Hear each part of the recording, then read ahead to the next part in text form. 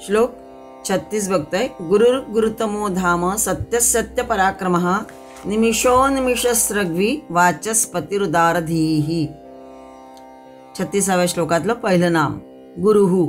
रफार निघून जाईल, विसर्ग येईल तिथे, आणि क्रमाप्रमाणे 209 नाम गुरुहू. ओम गुरवे नमः.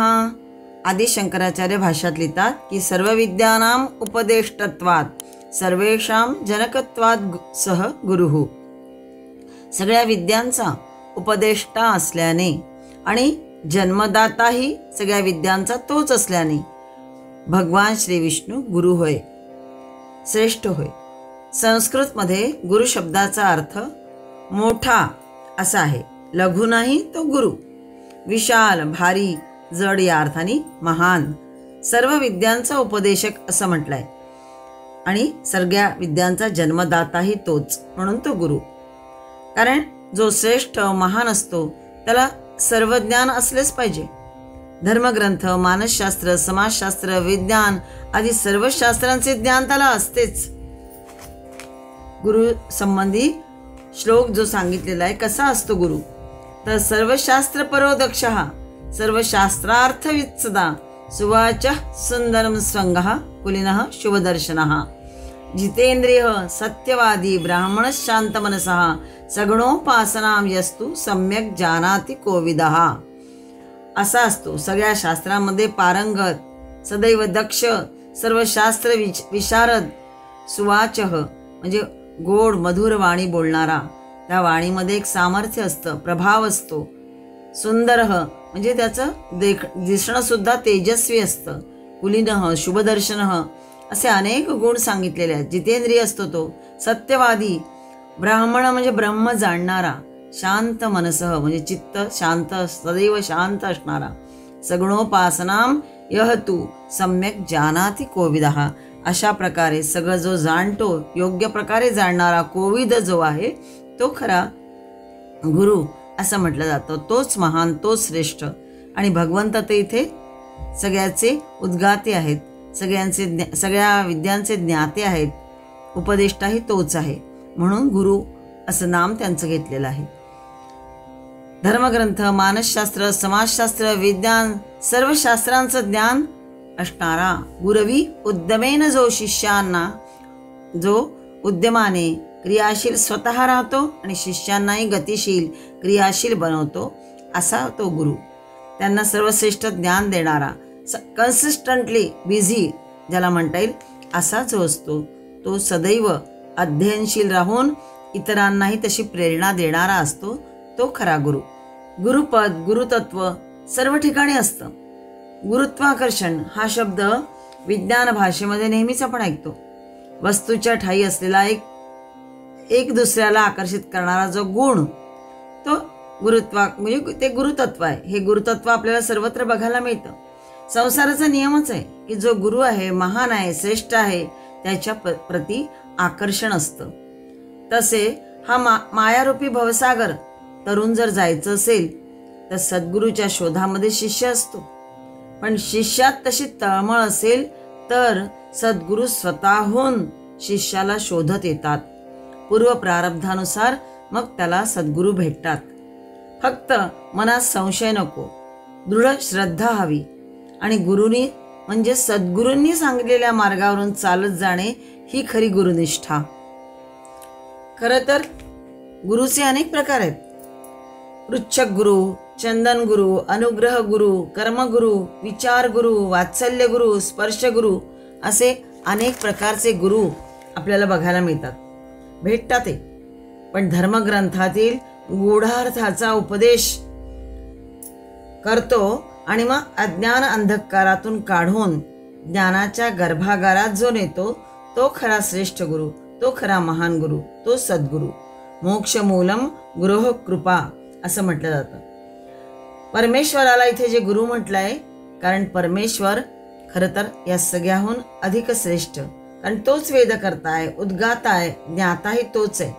सर्व वेदांताच्या अध्यापनातही तोच महान गुरु आहे. आणि हाच जो महान गुरु आहे परमेश्वर, हा मानवी गुरूंचे ज्ञानही तोच प्रकाशित करतो. पृथ्वीवरील गुरूंची शिष्याला शिकवण्याची, सांगण्याची कला आणि शिष्याची ऐकण्याची आणि समजून घेण्याची, जे सत्य आहे ते आत्मसात करण्याची बुद्धी सुद्धा श्री गुरु विष्णूच आत्मरूपाने प्रकाशित करीत असतो आणि तोच गुरु शिष्याला सुद्धा कार्यान्वित करतो. हा जो महान गुरु आहे परमेश्वर भगवान विष्णू, हा या गुरु शिष्याला सुद्धा कार्यान्वित करतो. त्यांचा ज्ञानप्रकाश अधिक प्रकाशित करण्यात त्यांना मदत करतो. म्हणूनच ज्ञानदानाची प्रक्रिया जेथे जेथे चालते तेथे तेथे हाच ज्ञानप्रकाश देणारा आणि घेणारा सर्वश्रेष्ठ गुरु आहे. भगवंताचा तेथे वास असतोच. आपल्या आवडत्या जीवांना प्रभू अशेष ज्ञान देण्यास नेहमी तत्पर असतो. फक्त या परमेश्वरी भावाकडे खेचल्या जायला सौभाग्य लागतं, मग तोच गुरुत्व बहाल करतो. पण हा मात्र सर्वाहून श्रेष्ठ असा गुरु आहे, कारण सर्व विद्यानां उपदेष्टत्वात् आणि सर्वेषां जनकत्वात्, म्हणून त्याला भगवान विष्णूंना गुरु श्रेष्ठ असं मानलेलं आहे. श्लोक 36 बघतो आपण. त्यातलं श्लोकातलं दुसरं नाम आणि क्रमाप्रमाणे 210 नाम बघतोय. गुरुतमो. ओम गुरुतमाय नमः. विरिञ्चादिनामपि ब्रह्मविद्या संप्रदायकत्वात् गुरुतमः यो ब्रह्माणं विदधाति पूर्वम. म्हणजेच ब्रह्मादींना ब्रह्मविद्या प्रदान करणारा, म्हणून तो गुरुतम असं त्याचं एक नाम आहे. आणि मंत्रवर्णात उल्लेख आलेला आहे की ब्रह्माला जो उत्पन्न करतो, यह ब्रह्माणं विदधाति पूर्वम, म्हणजे जो ब्रह्माला उत्पन्न करतो आणि त्यांना वेदांचा उपदेश करतो, म्हणून त्याचं एक नाम प्रभूचं गुरुतम असं आहे. मागचं नाम आपण गुरु बघितलं आणि आता हे गुरुतम. नास्ति तत्वम गुरोः परम, गुरुहून श्रेष्ठ तत्व नाही असं गुरुला गौरवलं जातं. पण तम लागलाय पुढे, म्हणजे तमचा अर्थ इथे सुप्रीम, श्रेष्ठ. जसं गुड, बेटर आणि बेस्ट हे 3 डिग्रीज जशा लावल्या जातात इंग्लिशमध्ये आपण बघतो नेहमी, तसं हे आहे की तरतम भावाने सर्वात श्रेष्ठ. तमभाव म्हणजे सर्वात श्रेष्ठ, म्हणून गुरुतम. तम पुढे लागलाय, शब्द पुढे आलाय तम गुरुच्या पुढे, म्हणजे हा सर्वश्रेष्ठ आहे गुरु, म्हणून गुरुतम. जसे मानवी जीवनामध्ये माणसाचा जन्म झाल्यानंतर त्याला लाभलेले मायबाप हे त्याचे पहिले गुरु होत. ते त्याला आचार, सदाचार, शौचाचार शिकवतात. विद्यागुरु त्याला नाना विद्या, नाना कला शिकवतात. सद्गुरु त्याला जीवन साफल्याचा मंत्र देतात. मानवी जीवन उत्तरोत्तर शुद्ध आणि समृद्ध करून ते सफल करण्याचे हे सगळे उपाय आहेत. प्रत्येक वेळी मनुष्य एक एक कवच फोडून नव्याने जन्मतो. नवी दृष्टी त्याला येत जाते, नवीन सृष्टी त्याला दिसत जाते. हेच त्याचं द्विजत्व होय. प्रथम भौतिक निसर्ग सृष्टी, मग मानवी विद्या कला सृष्टी आणि शेवटी आध्यात्मिक दिव्य सृष्टी पाहण्यास लागणारी जी दृष्टी असते ती त्याला येत जाते. अशी दृष्टी देणारे, त्याच्या जीवनामध्ये येणारे सर्व गुरु थोरच होय.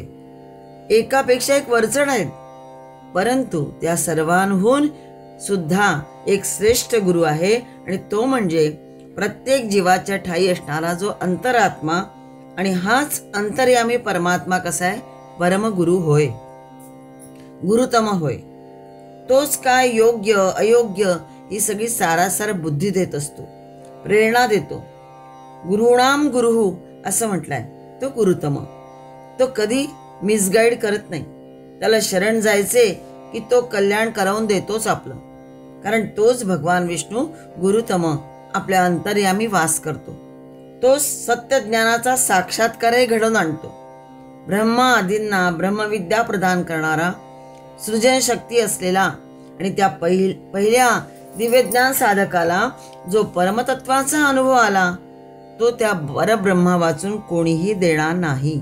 म्हणजेच ब्रह्मा प्रजापती, ब्रह्माला 4ही वेदांचा उपदेश करणाराही तोच महत् गुरु परमेश्वरच होय. गुरु तत्वज्ञानाचे ग्रंथ, परमेश्वराची भक्ती, ज्ञान, सदाचरण किंवा धर्मतत्वाचे आचरण किंवा उपासना या सर्वांची आवश्यकता आहे. कारण त्यामुळे साधकाचं अंतःकरण अंतिम सत्याचे दर्शन घेण्याकरता तयार होतं. परंतु शेवटचा जो साक्षात्कार हा केवळ परब्रह्मामुळेच होतो आणि म्हणून तो परब्रह्म स्वरूप श्री विष्णू हा श्रेष्ठ गुरु होय. गुरूंचाही गुरु म्हणून त्याला गुरुतम असं म्हटलेलं आहे. श्लोक 36 211 नाम बघतो आपण. धाम. ओम धामने नमः. धाम ज्योतिः नारायण परो ज्योतिः असं नारायण उपनिषदामध्ये वर्णन केलेलं आहे, ती मंत्र वर्णनात. आणि पुढे म्हटलंय की सर्व कामानाम आस्पदत्वात् वा धाम परम ब्रह्म परम धाम असं पुन्हा बृहत अरण्य उपनिषदामध्ये सुद्धा सांगितलेलं आहे. धाम हे ज्योतीला म्हटलंय. धाम ज्योतिः नारायण परः ज्योतिः असं म्हटलेलं आहे. म्हणजे धाम ज्योतीला म्हणतात. किंवा धामचा एक अर्थ आहे आश्रयस्थान, जो आपल्याला माहित आहे. परमेश्वर नारायण हा ज्योती स्वरूप आहे.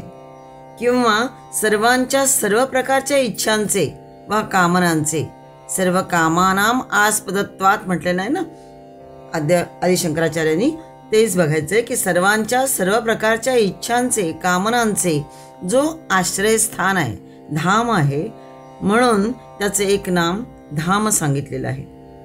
गीतेच्या 10व्या अध्यायामध्ये 12व्या श्लोकामध्ये अर्जुन स्तुती करताना म्हणतोय की भगवान आपणच परम ब्रह्म परम धाम पवित्रम परमम भवान. आपणच परम ब्रह्म आहात, श्रेष्ठ ब्रह्म आहात आणि परमधाम म्हणजे आश्रयस्थान सुद्धा आपणच आहात, परम पवित्र आपणच आहात. ज्या ध्येयाला पोचल्यावर पुढे कुठेही जायचं शिल्लक राहत नाही असं हे निरपवाद पूर्णत्व म्हणजेच शेवटचं शिखर अगर धाम असं म्हटलं जातं. संस्कृतमध्ये धाम शब्दाचा दुसरा अर्थ आहे तेज. जसे क्रियते इति कर्म, केल्या जाते ते कर्म, तसं धीयते इति धाम. धीयते हे संस्कृतचं कर्मणी रूप आहे. म्हणजे आधान, जिथे केलं जातं, जिथे ठेवलं जातं अशा अर्थाने ते धाम. आधान करण्यात येते ते धाम. धामचा अर्थ आणखीन एक आहे घर. हे सुद्धा आश्रयस्थान या अर्थानेच आहे. धाम म्हणजे तेज, धाम म्हणजे अग्नी. अग्नीच्या आश्रयाने वस्ती होते म्हणून घराला धाम म्हणतात. धीयते इथे धाम म्हणजे अग्नीचं आधान करण्यात येते घरात. अग्नी म्हणजेच तेज. धाम म्हणजे प्रथम अग्नी आणि मागाहून मग आपण तदाश्रयाने घरामध्ये वस्ती करतो म्हणून घराला धाम म्हटलंय.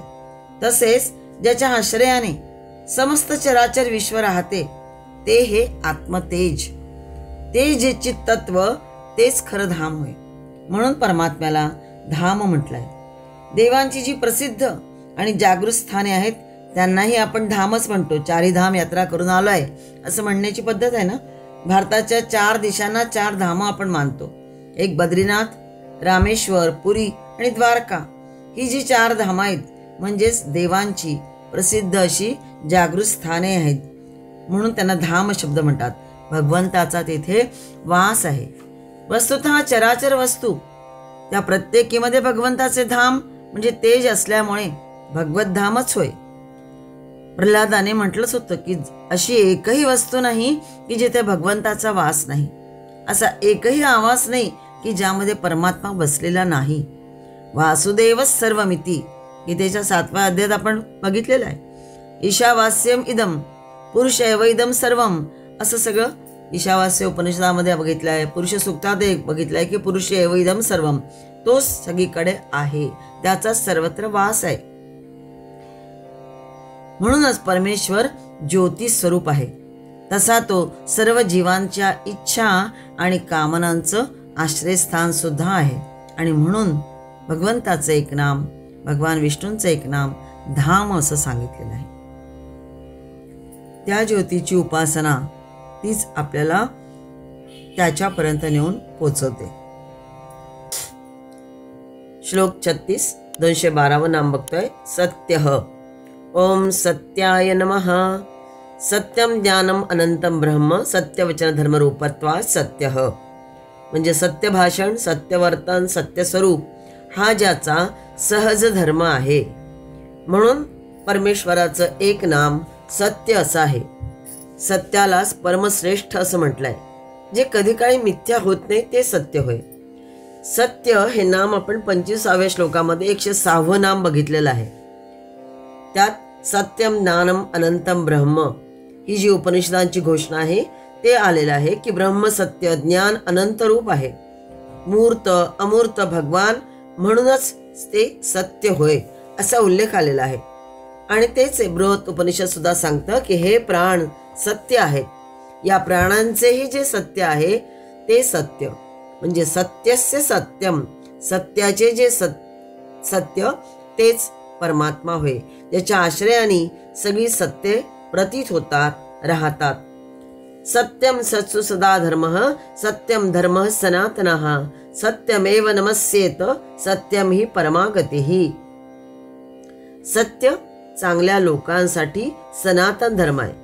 जो सदा धर्म म्हटलाय या श्लोकामध्ये, वाक्य पहिल्या चरणामध्ये, म्हणजेच सत्य हे चांगल्या लोकांसाठी सनातन धर्म आहे. सत्यम एव नमस्येत, सत्यच म्हणून सत्यालाच वंदन करायला पाहिजे. आणि सत्यम ही परमागती, ही सत्यच सर्वोच्च गती आहे.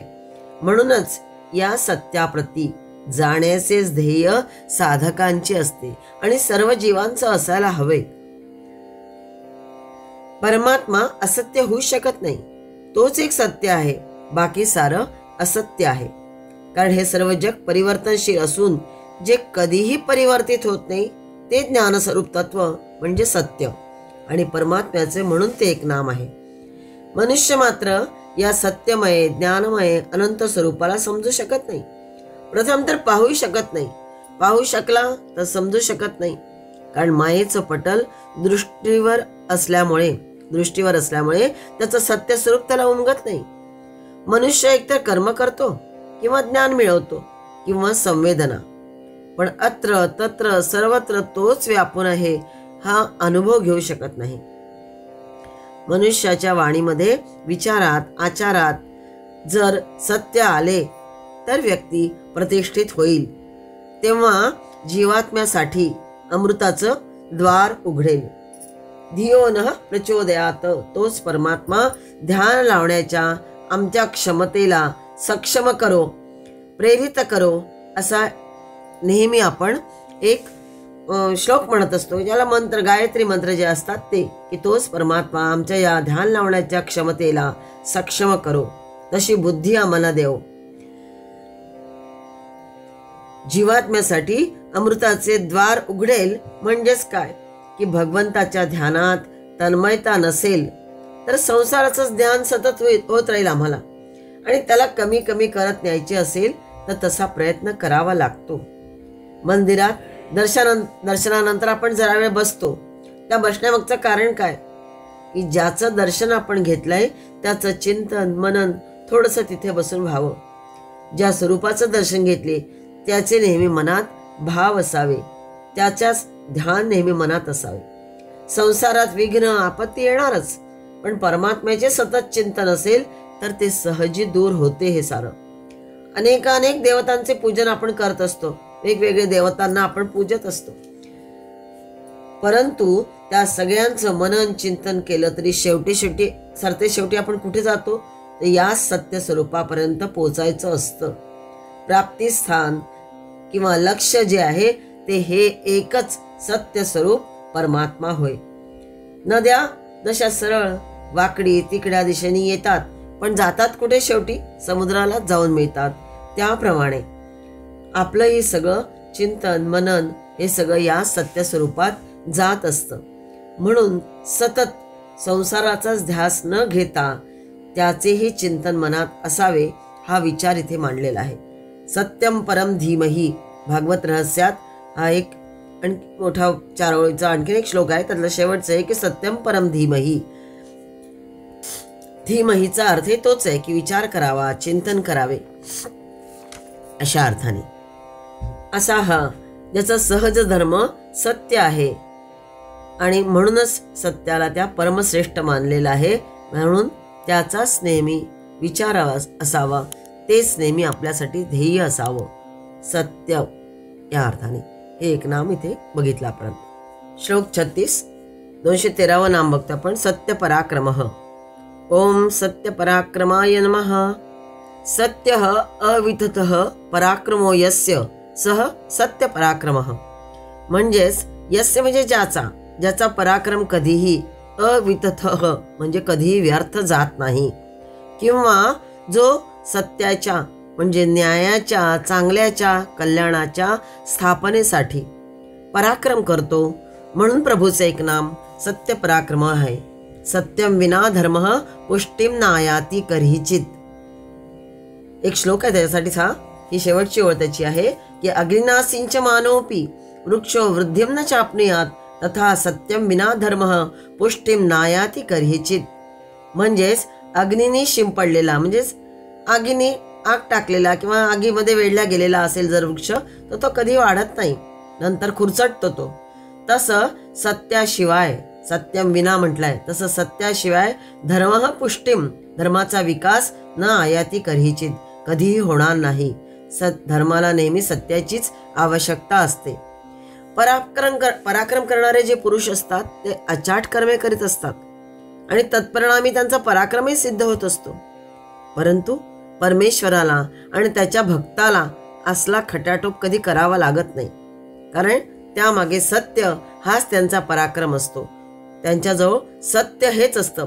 कारण अचाट पराक्रम करणारे किंवा कर्म करणारे असले तरी सुद्धा बरेचदा ते असत्य मार्गाने सुद्धा विजय मिळवतात. जसं रावण आहे, कंस आहे, आपण अनेक दुष्ट लोकांचं, दुर्योधन आहे, पराक्रम केलेले आहेत त्यांनी सुद्धा, पण तिथे असत्य मार्ग होता, तिथे सत्य मार्ग कधीही नव्हता. त्यामुळे तो कधी शेवटपर्यंत टिकत नाही. जरी त्या वेळेपुरता त्यांचा पराक्रम सिद्ध झाला तरी शेवटपर्यंत तो राहत नाही, कारण असत्याचा नेहमी पराभवच होणार आणि सत्याचा नेहमी हे होतो, विजय होत असतो. म्हणून परमेश्वराला आणि त्याच्या भक्ताला जे सत्य मार्गाने जाणारे असतात, परमेश्वराच्या आखून दिलेल्या मार्गाने जाणारे भक्त असतात, त्यांना हे सगळं फारसा खटाटोप करावा लागत नाही. त्यांचा पराक्रम हा नेहमी निश्चितच असतो. सत्य हाच त्यांचा पराक्रम असतो. आपल्या सत्यानेच ते प्रतिपक्षावर विजय मिळवित असतात. सत्य पराक्रम म्हणजे गतिमान सत्य. आत्ताच आपण राम मंदिराचं जे इतक्या वर्षापासूनचा चाललेला सगळा लढा होता आणि तो कशा मार्गाने आपण तो सोडवला, कुठेही आपल्याकडून कुठलीही हिंसा न होऊ देता. पण त्यासाठी सतत लढा जर दिला असेल तर भगवंताचे जे भक्त असतात ते सत्य मार्गाने गेल्यामुळे त्यांच्याच बाजूने बरोबर निकाल लागतो आणि त्यांचा पराक्रम सिद्ध होतो त्या ठिकाणी, कारण सत्य पराक्रम तो असतो. म्हणून म्हणजेच सत्य पराक्रम कसं असतं, गतिमान सत्य आहे. निष्क्रिय सत्यप्रियता तिथे काय कामाची, निष्क्रिय राहिलो असतो तर ते कार्य पूर्ण झालं नसतं. त्यासाठी सातत्याने प्रयत्न झाला आणि सत्याच्या मार्गाने झाला, म्हणून ते कार्य पूर्ण झालं.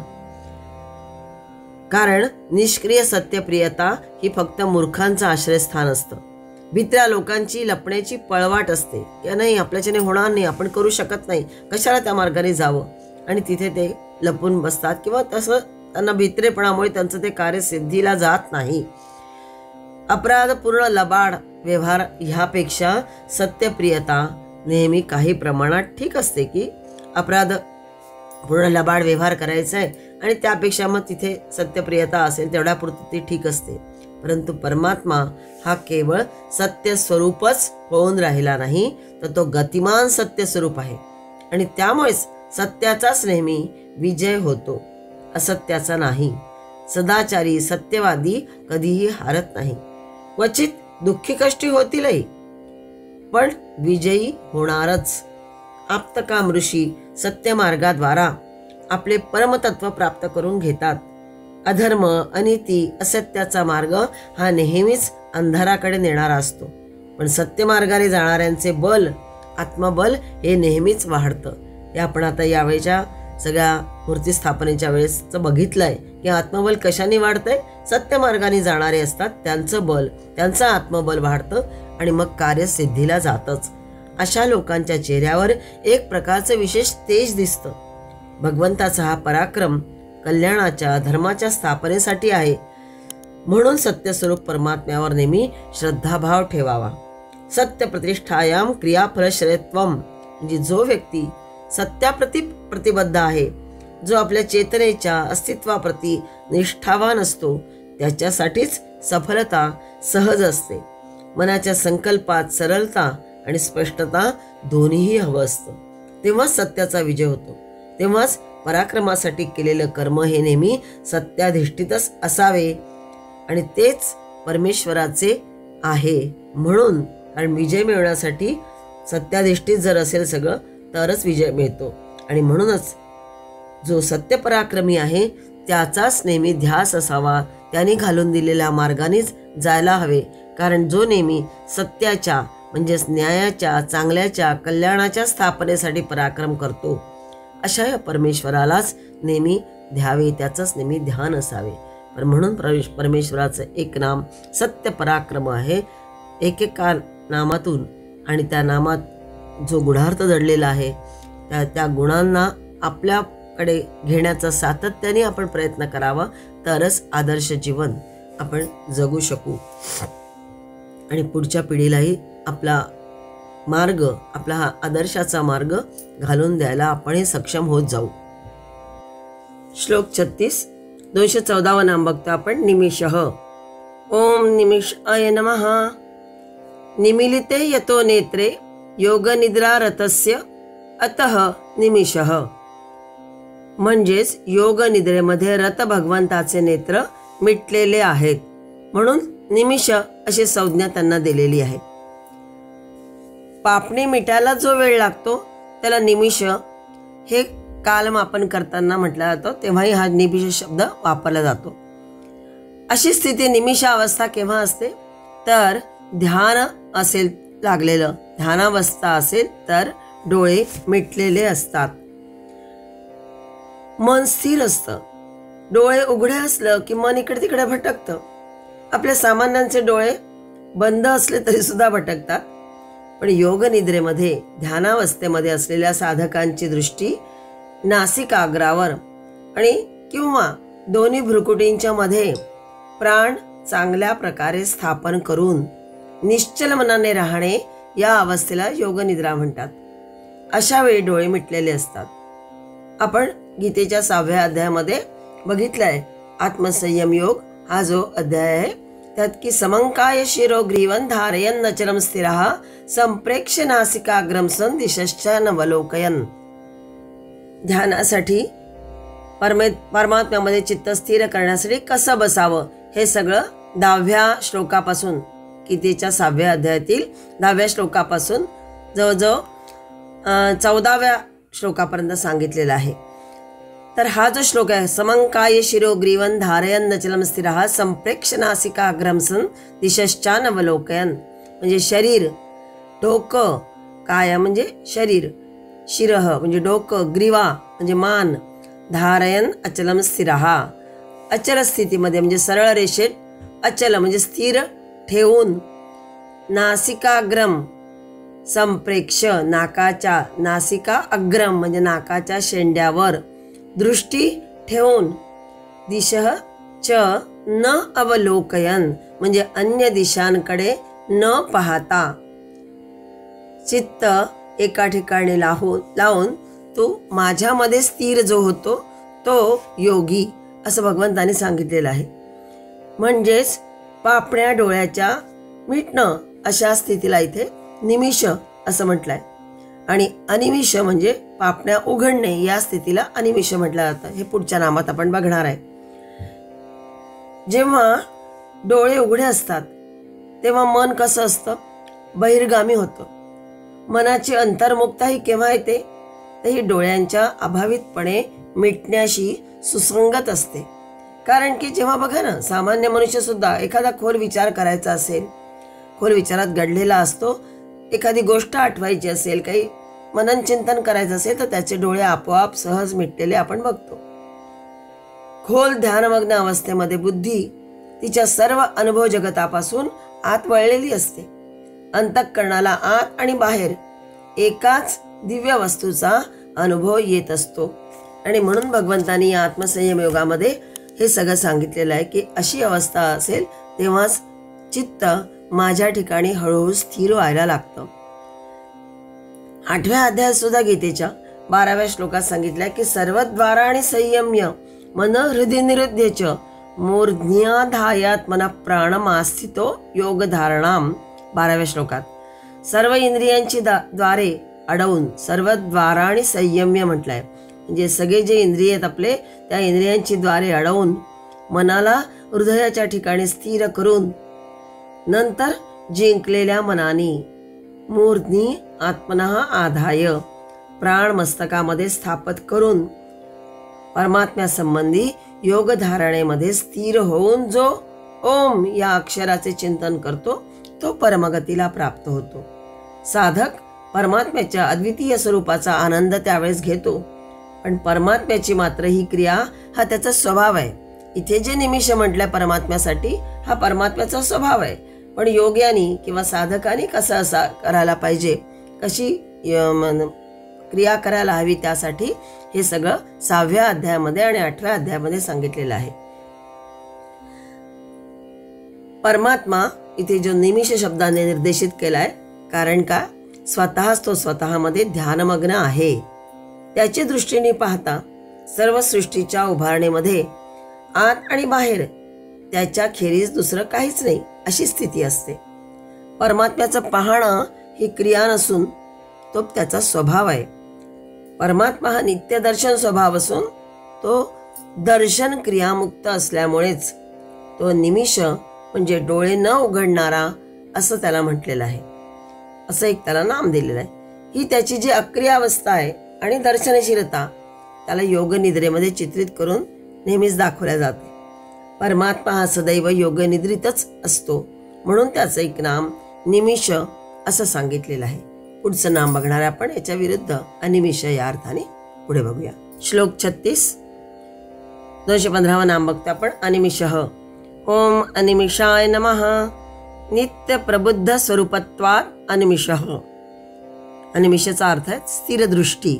आणि इथे जे भाष्य केलं शंकराचार्यांनी की जो सर्वदा प्रबुद्ध नित्य प्रबुद्ध स्वरूपत्वात म्हटलंय, म्हणजे जो सर्वदा प्रबुद्ध म्हणजे जागरूक असतो, कधीही डोळे मिटत नाही, म्हणून भगवंताचं एक नाम अनिमिषः असं दिलेलं आहे. भक्तांनाही हे भगवंताचं रूप प्रिय आहे, आवडतं त्याला.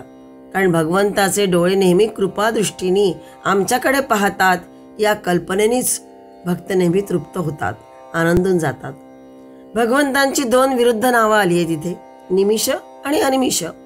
पण त्यातील गूढ अर्थ बघायचा की जसा भगवंत डोळे मिटून निमिषावस्थेमध्ये असला तरी ती त्याची क्रिया नाही, तो त्याचा स्वभाव असल्याने त्याला सर्व काही दिसतंच. जरी डोळे मिटून आहे भगवंत तरी त्याला सर्व काही दिसतं. केवळ तो त्याचा स्वभाव आहे डोळे मिटून राहण्याचा. म्हणजेच नित्य दर्शन त्याला सर्वत्र होतच असतं. आणि अनिमिष नामातून हे दर्शवलं आहे की ज्ञानवान तो सर्व काळ सर्व काही जाणणार आहे, ज्ञाताच होय. म्हणून शंकराचार्य भाष्य करताना म्हणतात द्रष्टुः दृष्टेः अविपरिलोपात पश्यन्नेव भवति. म्हणजे ज्ञात्याच्या ज्ञान प्रक्रियेमध्ये कधीही खंड पडत नाही, असा तो नेहमी नित्य प्रबुद्ध स्वरूपीही आहे. चराचराची नित्य यच्चयावत हालचाल तो पाहतच असतो, त्याची नोंद घेत असतो, त्यांची गणना वा कालना तो करीतच असतो. म्हणून त्याला काल असं म्हटलंय. गणना आणि कलना तो करीत असतो म्हणून त्याला काल असं म्हटलंय. कालः कलयतामहम. 10व्या अध्यायात गीतेच्या विभूती योगामध्ये भगवंतांनी स्वतः सांगितलंय की मीच काल आहे. गीतेच्या 10व्या अध्यायातील विभूती योग 30व्या श्लोकात म्हटलेलं आहे की गणना करणाऱ्यांमध्ये कालः कलयतामहम. समय जो आहे इथे काल म्हणजे मृत्यू या अर्थाने वापरलेला नाहीये, तर गणना करणाऱ्यांमध्ये समय मीच आहे असा जो उल्लेख आलेला आहे. म्हणजे गणना आणि कलना करणारा भगवंतच होय. निमिष, पल, घटिका किंवा मास, ऋतू, अयने याही त्याच्या कला होत. तो वत्सरात्मा आणि संवत्सरात्मा काल अनिमिष असा होय. गीतेच्या विभूती योगामध्ये भूचर सर्प जलचर, मत्स्य, खेचर, तारे हे सारे कसे आहेत? अनिमिष आहेत. सदैव त्यांची दृष्टी उघडी असते, स्थिर दृष्टी.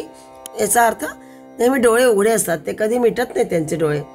म्हणून भगवंतांनी विभूती वर्णन करताना म्हटलंय की सर्पाणाम वासुकीहम, यशाणाम मकरः च अहम, ज्योतिषाम रविरंशुमान. म्हणजे अनिमिष पदानी त्यांचंही स्मरण त्या विभूती योगामध्ये सांगत असताना केलेलं आहे.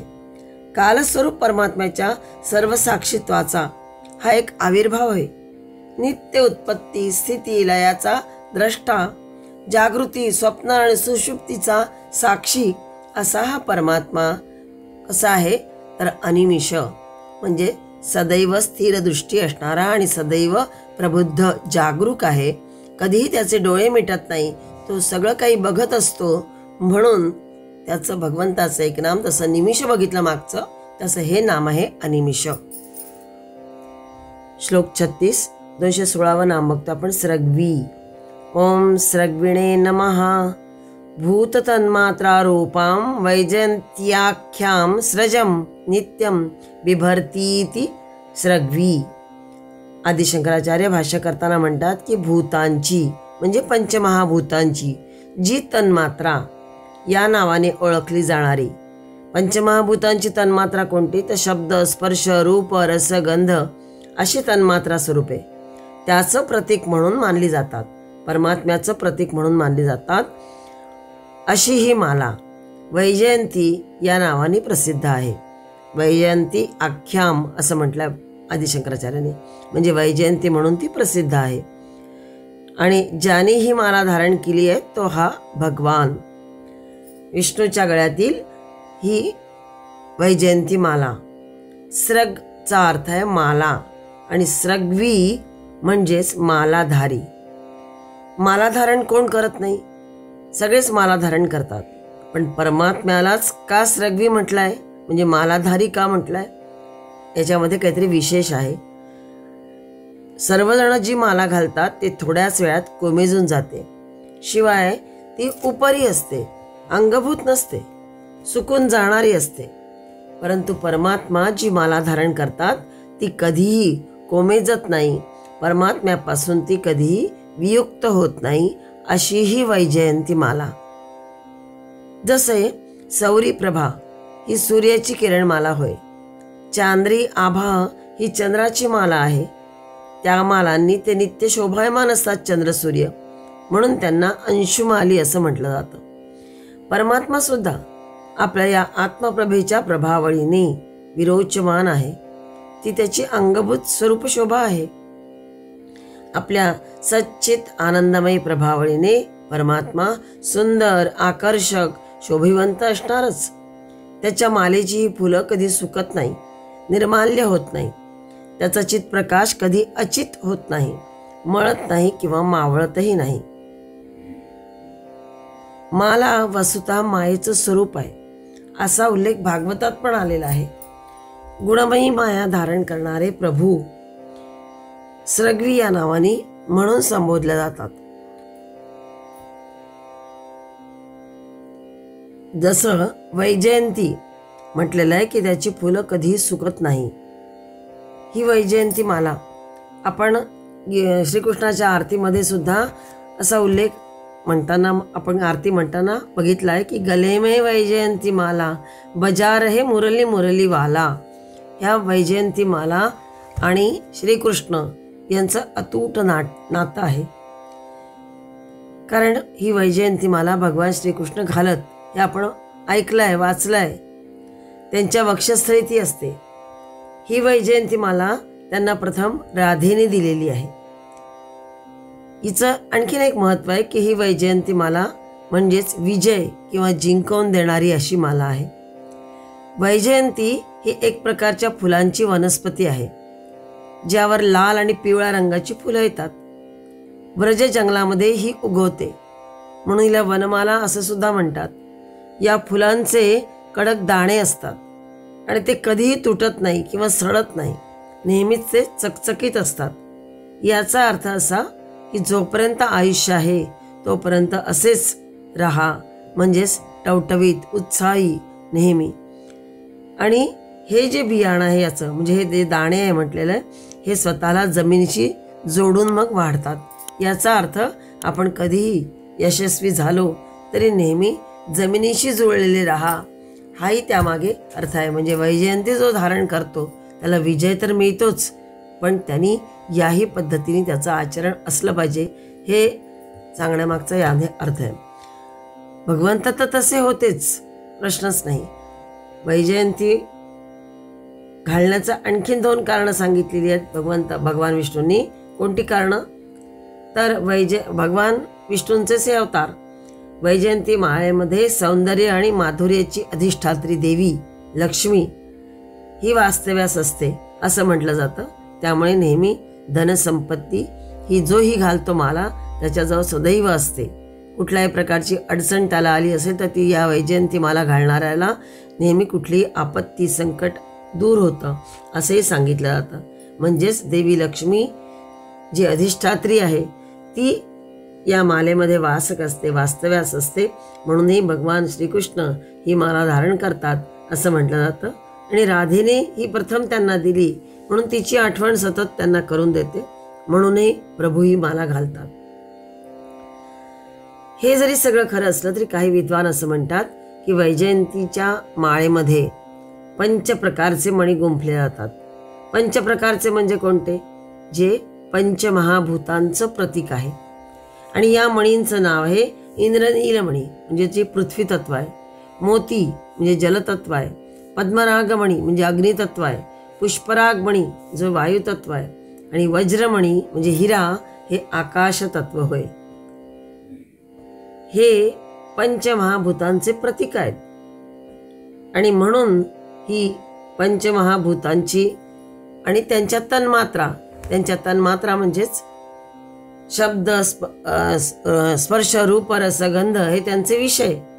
तन्मात्राचा अर्थ आहे की शब्दशः जो अर्थ आहे तन्मात्राचा की केवळ तेच ते होय, म्हणजे परमात्माच सगळं काही होय अशा अर्थाने. म्हणून म्हणजे स्थूल दिसणारे पंचमहाभूत आणि सूक्ष्म हे जे आहे ही त्यांची तन्मात्रा, हे त्यांचे विषय, अशा रूपाची माला धारण करणारे प्रभू म्हणून त्यांना स्रग्वी असं म्हटलेलं आहे. पृथ्वी जल अग्नी वायू आणि आकाश ही जी 5 स्थूल महाभूत आहेत आणि ज्या सूक्ष्म तत्वापासून उत्पन्न होतात त्यांना तन्मात्र असे म्हणतात. म्हणजे शब्द स्पर्श रूप रस गंध हे गुण तन्मात्र हे या पंचमहाभूतांचं पूर्वरूप आहे. या पंचमहाभूतांचं ज्ञान इंद्रियांच्या द्वारे होऊ शकतं, परंतु जे तन्मात्र आहे सूक्ष्म असल्यामुळे त्यांचं ज्ञान इंद्रियांच्या द्वारा होऊ शकत नाही. सामान्यपणे अनुमानाद्वारे किंवा योग्यांना समाधीमध्ये प्रत्यक्ष प्रमाणाद्वारे त्याचं ज्ञान होऊ शकतं. उदाहरणार्थ जर बघितलं आपण तर एक बीज आहे, या बीजापासून वृक्ष प्रगट झाल्यानंतर त्या वृक्षामध्ये विविध अवयव अभिव्यक्त होतात, जसं पाने, फुले, फळे, फांद्या, खोड इत्यादी अवयवांचं पृथक पृथक ज्ञान आपल्याला होऊ शकतं. परंतु वृक्ष प्रगट होण्याच्या आधी म्हणजे त्याचं कारण जे बीज आहे त्यामध्ये पाने, फुले, फळे आपल्याला दिसून येत नाहीत. प्रगट झाल्यानंतर दिसून येतात, पण प्रगट होण्याआधी ते दिसत नाही. पण ते बीजामध्ये नाही असंही म्हणता येत नाही, म्हणजे ते बीजात असतंच. जर अभाव असता त्याचा तर ते दिसले नसतं आपल्याला. पण भविष्यात होणारं सगळे अवयव बीजरूप कारणात अस्तित्वात असल्यामुळेच ते सर्व अवयव काय आहेत? तन्मात्र, म्हणजे केवळ तेच बीजरूप आहेत असं म्हणू शकतो. त्याचप्रमाणे हे पंचमहाभूत आणि त्यांच्या तन्मात्रा म्हणजे सूक्ष्म तन्मात्रा हे सगळं तेच होय, परमात्माच होय. त्याच्यामुळेच हे सगळं उत्पन्न होतं आणि तोच सगळं हा करणारा आहे. अशा प्रकारची ही पंचमहाभूत आणि त्यांच्या सूक्ष्म तन्मात्रा या सगळ्यांची माला धारण करणारा म्हणून म्हटलेलं आदि शंकराचार्यांनी की भूत तन्मात्रा रूपान, पंचमहाभूतांची जी तन्मात्रा या नावाने ओळखली जाणारी जी सगळी आहे स्वरूपे ते त्याचंच प्रतीक म्हणून मानली जातात. आणि हिला वैजयंती म्हणून म्हटलं जातं. आणि ही अशी ही वैजयंती धारण करणारा जो म्हणजे स्रग म्हणजे माला आणि जो धारण करतो तो स्रग्वी असा हा मालाधारी भगवान विष्णू होय. श्लोक 36 217 नाम बघतो आपण. वाचस्पतिरुदारधीः. ओम वाचस्पतये उदारधीये नमः. वाचो विद्यायाः पतिः इति वाचस्पतिः. या ठिकाणी या शब्दात या ज्या नामामध्ये त्या दोन पद आली आहेत. वाचस्पती, वाचस्पतिः आणि उदारधीः. म्हणून संधी नियमाने वाचस्पतिरुदारधीः असा संधी त्या नामाचा झालेला आहे आणि ते एक नाम झालेलं आहे. म्हणून म्हटलं होतं आपण की ओम वाचस्पते नमः आणि उदारधीये नमः. आणि वाचस्पती कोणाला म्हणतात तर वाचो विद्या याहा पती, म्हणजे वाणी अर्थात विद्येचा जो पती तो वाचस्पती. आणि उदारधीही हे नाम पुढे आलेलं आहे.